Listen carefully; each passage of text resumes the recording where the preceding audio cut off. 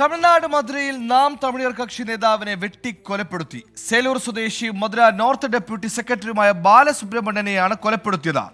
പ്രഭാത സവാരിക്കിടെ തലക്കുളം പോലീസ് സ്റ്റേഷന് സമീപത്ത് വെച്ചായിരുന്നു കൊലപാതകം.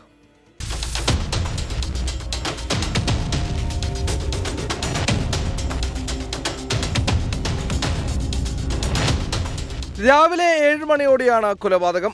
വല്ലഭായ് റോഡിലെ തലക്കുളത്തിന് സമീപത്ത് വെച്ച് ആയുധങ്ങളുമായി എത്തിയ 4 സംഘം ബാലസുബ്രഹ്മണ്യത്തെ ആക്രമിക്കുകയായിരുന്നു. ഓടി രക്ഷപ്പെടാൻ ശ്രമിച്ചെങ്കിലും പിന്തുടർന്ന് വെട്ടി. കഴുത്തിനും തലയ്ക്കും വെട്ടേറ്റ ബാലസുബ്രഹ്മണ്യത്തെ ഉടൻ സമീപത്തെ ആശുപത്രിയിൽ എത്തിച്ചെങ്കിലും ജീവൻ രക്ഷിക്കാനായില്ല. മന്ത്രി പഴനിവേൽ ത്യാഗരാജന്റെ വീടിന് സമീപത്താണ് കൊലപാതകം. 4 പേരാണ് സംഘത്തിലുള്ളതെന്നാണ് പോലീസിന്റെ പ്രാഥമിക നിഗമനം. മധുര കമ്മീഷണർ ലോകനാഥന്റെ നേതൃത്വത്തിൽ രൂപീകരിച്ച 2 പ്രത്യേക സംഘങ്ങളാണ് അന്വേഷണം നടത്തുന്നത്. പ്രദേശത്തെ CCTV ദൃശ്യങ്ങൾ പോലീസ് ശേഖരിച്ചു. ബാലസുബ്രഹ്മണ്യത്തിനെതിരെ 2012 ഒരു കൊലപാതക കേസുണ്ട്.